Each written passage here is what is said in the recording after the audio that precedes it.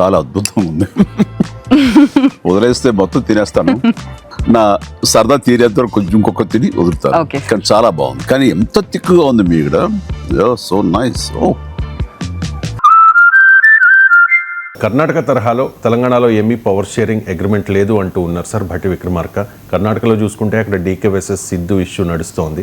So తెలంగాణలో అలాంటి పోటీ ఏం లేదు కదా సార్, ఎందుకు భట్టి విక్రమార్క ఈ అంశాన్ని ఈ స్టేట్మెంట్ సిద్ధరామయ్యకి పంపిస్తే ఆయన ఎట్లా రియాక్ట్ అవుతారో చూడాలి. ఎందుకంటే నేను ఆ బయట చూడలేదు, పేపర్లోనే చూశాను. భట్టి విక్రమార్క ఎగ్జాక్ట్గా ఏమన్నాడు అన్నది. ఒకవేళ అలా అని ఉంటే కర్ణాటకలో తరహా అన్నాడంటే కర్ణాటకలో ఉన్నట్టే కదా పవర్ షేరింగ్ అగ్రిమెంట్. అసలు మొదలు కర్ణాటకలోనే లేదంటాడు కదా సిద్ధరామయ్య కానీ శివకుమార్లు కానీ ఇప్పటి వరకు అఫీషియల్గా పవర్ షేరింగ్ అగ్రిమెంట్ ఉంది అని ఎవరు ఒప్పుకోవాలి, ఇంక్లూడింగ్ శివకుమార్ కూడా అలాంటి ఫార్ములా ఏమీ లేదు. ఇది పబ్లిక్గా కాంగ్రెస్ పార్టీ తీసుకున్న స్టాండ్. ఈవెన్ లేటెస్ట్గా రణదీప్ సుర్జేవాలా కర్ణాటక వచ్చి కూడా కర్ణాటక రాష్ట్ర వ్యవహారాల ఇన్ఛార్జ్ స్పష్టంగా చెప్పాడు, నాయకత్వ మార్పు ఆలోచన లేదు అని. ఈ మధ్య శివకుమార్ కూడా అన్నాడు సీఎం కుర్చీ ఖాళీగా లేదు అని. సిద్ధరామయ్య దాన్ని రైజ్ చేస్తూ కూడా చెప్పాడు సీఎం కుర్చీ ఖాళీ లేదని శివకుమారే అన్నాడు కదా అని. సో అందువల్ల పవర్ షేరింగ్ ఫార్ములా లేదని అఫీషియల్గా కాంగ్రెస్ చెప్తుంటే, డీకే శివకుమార్ కూడా చెప్తుంటే, ఒకవేళ భట్టి విక్రమార్క మరి స్పష్టంగా పత్రికలు అయితే అన్నాడనే వచ్చింది. మీరు అన్నట్లు మీకు కర్ణాటక తరహా పవర్ షేరింగ్ అనేది తెలంగాణలో లేదు అని. మరి ఈ Bhatti Vikramarka power sharing agreement ఉంది అని చెప్పడం అనేది మేజర్ న్యూస్. వాళ్ళ మరి కన్నడ మీడియా కనుక పికప్ చేసుకుంటే సంచలనం అయిపోతుంది. సో తెలంగాణ రాష్ట్ర ఉప ముఖ్యమంత్రి కర్ణాటకలో పవర్ షేరింగ్ అగ్రిమెంట్ ఉందని అంటున్నాడు అని. అది మామూలు ఇష్యూ కాదు. కానీ అందరికీ తెలుసు సంథింగ్ ఈజ్ దేర్ అని. భట్టి విక్రమార్క అన్నది తప్పని నేను అంటలేను, కానీ తప్పైనా ఒప్పైనా బయటికి చెప్పకపోవడం అనేది ఇష్యూ కదా. సో పవర్ షేరింగ్ అగ్రిమెంట్ ఉంది అనేది సర్వత్రా వినిపిస్తున్న వినికిడి. అది డీకే శివకుమార్ మద్దతుదారులు అంటుంటారు, సిద్ధరామయ్య మద్దతుదారులు అంగీకరించరు. ఇలాంటి చర్చ మీకు ఛత్తీస్గఢ్లో జరిగింది. భూపేష్ బాగలే సింగ్ దేవుల మధ్య పవర్ షేరింగ్ అగ్రిమెంట్ ఉందని, అది 5 ఏళ్ళైనా చివరి వరకు పూర్తి కాలేదు. అందువల్ల పవర్ షేరింగ్ అగ్రిమెంట్ ఉన్నదా లేదా అది క్వశ్చను. ఉంటే అది కాంగ్రెస్ పార్టీ అయితే అఫీషియల్గా ఒప్పుకోదు. మరి అది ఉన్నా అమలవుతుందా లేదా అనేది అంశం. అదే లేనప్పుడు తెలంగాణలో క్వశ్చన్ ఎక్కడిది? భట్టి విక్రమార్క అన్నది నిజం. సిద్ధరామయ్య శివకుమార్ల మధ్య కుదిరిన ఒడంబడిక కూడా తెలంగాణలో అలాంటి ఒడంబడిక లేదు. ఎందుకు లేదంటే మీకు క్లియర్గా మీకు గుర్తుండే ఉంటుంది, ఎల్లా హోటల్లో కాంగ్రెస్ ఎమ్మెల్యేలంతా సమావేశమయ్యారు. భట్టి విక్రమార్క, ఉత్తమ్ కుమార్ రెడ్డి ఢిల్లీ వెళ్ళారు, రేవంత్ రెడ్డి వెళ్ళలే.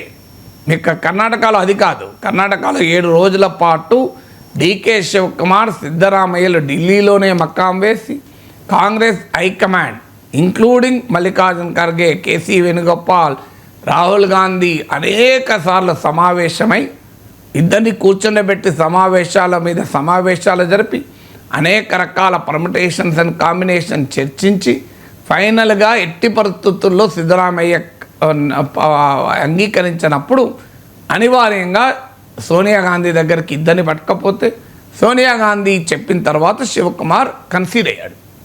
ఇదంతా జరిగింది. ఇది వారం రోజులు పట్టింది, మనందరికీ తెలుసు. తెలంగాణలో అది ఏమీ జరగలే. మీకు భట్టి విక్రమార్క, ఉత్తమ్ కుమార్ రెడ్డి ఢిల్లీ వెళ్ళిన సమయంలో రేవంత్ రెడ్డి హైదరాబాదులో ఉన్నాడు. రేవంత్ రెడ్డి ముఖ్యమంత్రిగా ప్రకటన చేసిన సమయంలో కూడా కేసీ వేణుగోపాల్తో భట్టి విక్రమార్క, ఉత్తమ్ కుమార్ ఉన్నాడు తప్ప రేవంత్ రెడ్డి లేడు. ఎందుకంటే నేనే ప్రత్యక్ష సాక్షిని. ఎలా హోటల్లో కాంగ్రెస్ ఎమ్మెల్యేలు సమావేశమైనప్పుడు మధ్యలో ఒక 1 డే గ్యాప్ వచ్చింది. ఉత్తమ్ కుమార్ రెడ్డి, భట్టి విక్రమార్క ఢిల్లీ వెళ్ళిన సందర్భంగా అప్పుడు ఆ గ్యాప్లో వాళ్లకు కొత్త వాళ్ళు వచ్చారు చాలామంది ఎమ్మెల్యేలు. కనుక లెజిస్లేటివ్ ప్రొసీజర్స్ పైన మీ క్లాస్ చెప్పమని అడిగితే నేను వెళ్ళి క్లాస్ చెప్పాను. ఆ రోజు ఈవినింగ్ నేను అక్కడ రేవంత్ రెడ్డి కూడా కలిశాను ఇలా హోటల్లో. అప్పటికి ఇంకా అనౌన్స్ కాలే, నేను కలిసిన అర్ధగంట తర్వాత అనౌన్స్ అయ్యారు. తర్వాత ముఖ్యమంత్రి అయ్యాక ఇప్పటివరకు కలవలేదు, కానీ ముఖ్యమంత్రి అయ్యే ముందు కలిశాను. సో అప్పుడు ఆ రోజు నేను ఎమ్మెల్యేలు అడిగితే అందరూ ఢిల్లీకి వెళ్ళారు కదా ఉత్తమ్ కుమార్ రెడ్డి, భట్టి విక్రమార్క, మరి ఏంటి డిసిషన్ కాలేదంటే అది కేవలం ఫార్మాలిటీ సార్. భట్టి విక్రమార్క, ఉత్తమ్ కుమార్ రెడ్లు హైకమాండ్ దగ్గర అంగీకరించినట్లు ప్రజెంట్ అవుతుంది తప్ప రేవంత్ రెడ్డి నిర్ణయం జరిగిపోయింది. అది ఉత్తమ్ కుమార్ రెడ్డికి తెలుసు, భట్టి విక్రమార్కకు కూడా తెలుసు. వాళ్ళ మీద గౌరవంతో వాళ్ళ రెస్పెక్ట్ కూడా ఇస్తూ హైకమాండ్ వాళ్ళను కూడా కాన్ఫిడెన్స్లోకి తీసుకుని ప్రకటిస్తుంది అని చెప్పారు నాకు. ఇది చెప్పిన 2-3 గంటల్లో ఢిల్లీలో ప్రకటన కూడా వెలువడింది.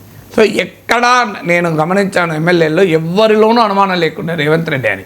అంటే ఇలా బట్టి విక్రమార్క చెప్పిన స్టేట్మెంట్ కరెక్ట్ అని ఆ రోజే ప్రూవ్ అయింది కదా.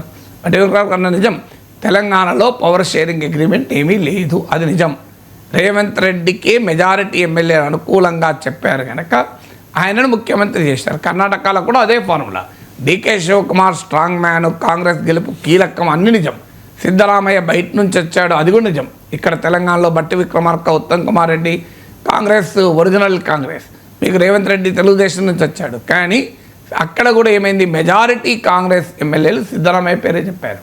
అందువల్ల హైకమాండ్ ఇప్పుడున్న పరిస్థితుల్లో మెజారిటీ ఎమ్మెల్యేల నిర్ణయానికి భిన్నంగా తమ ఛాయిస్ను ఇంప్లిమెంట్ చేస్తానికి రెడీగా లేదు.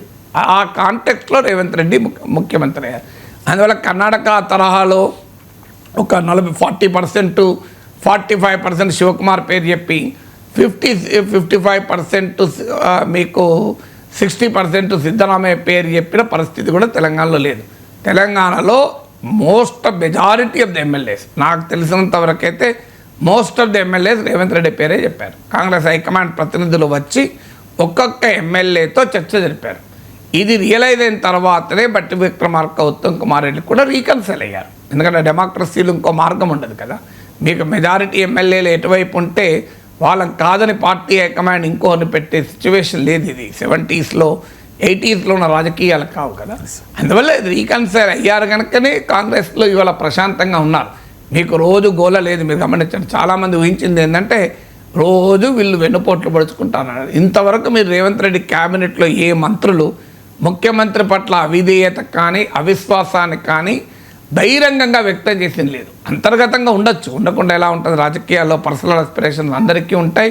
అంత సీనియర్ నాయకులు కదా. ఇప్పుడు రేవంత్ రెడ్డి తెలుగుదేశం ఎమ్మెల్యేగా ఉన్నప్పుడు ఉత్తమ్ కుమార్ రెడ్డి మంత్రి, బట్టి విక్రమార్క డిప్యూటీ స్పీకర్, మీకు శ్రీధర బాబు మంత్రి, మీకు వీళ్ళందరూ మంత్రులు. అప్పుడు కొండా సురేఖ మంత్రి, వీళ్ళందరూ మంత్రులు. వీళ్ళు రేవంత్ రెడ్డి ఎమ్మెల్యేగా ఉన్నప్పుడు. సో సహజంగానే కొంత హర్ట్ బాండ్ ఉంటుంది. ఎందుకంటే పర్సనల్ ఆస్పిరేషన్స్, మేము కాంగ్రెస్ పార్టీలో చాలా సీనియర్ కదా అని. కానీ అల్టిమేట్గా రేవంత్ రెడ్డి ఒక ఉదాహరణ చెప్పాడు. గతంలో ఒక పోలీస్ స్టేషన్లో 30 ఏళ్ళుగా కానిస్టేబుల్ ఉంటాడు. ఇంకో పిల్లవాడు వచ్చి ఐపీఎస్ రాసి సెలెక్ట్ అయ్యి అక్కడికే ఎస్పీకి వస్తాడు. ఈ ఎస్పీ వస్తే ఆ కానిస్టేబుల్ సల్యూట్ కొట్టాల్సిందే కదా. నేను 30 ఏళ్ళ నుంచి ఇదే పోలీస్ స్టేషన్లో ఉన్నా, నేను నీకన్నా సీనియర్ 30 ఏళ్ళు అంటే నడుస్తుంది, ఐపీఎస్ఏ కదా అన్నాడు. సో అందువల్ల రేవంత్ రెడ్డి ఉపమానం పట్టి చూస్తే ఎవరు ఏదన్నా ప్రజాస్వామ్యంలో మెజారిటీ ఎమ్మెల్యేలు ఎట్టుంటే అటే కదా అని.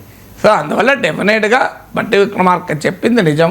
ఇది పార్టీని బలోపేతం చేయడానికి ఉపయోగపడుతుంది. రేవంత్ రెడ్డిని ఇదిగో మారుస్తారు, అదిగో మారుస్తారు అని బీఆర్ఎస్ నుంచి బీజేపీ నుంచి వస్తున్న స్పెక్యులేషన్లను కూడా ఆపడానికి ఉపయోగపడుతుంది. భవిష్యత్తులో ఏం జరుగుతుంది అనేది ఎవరమో చెప్పలేము రాజకీయాల్లో. కానీ బట్టి విక్రమార్క చెప్పింది పొలిటికల్ స్టేట్మెంట్షిప్ అది.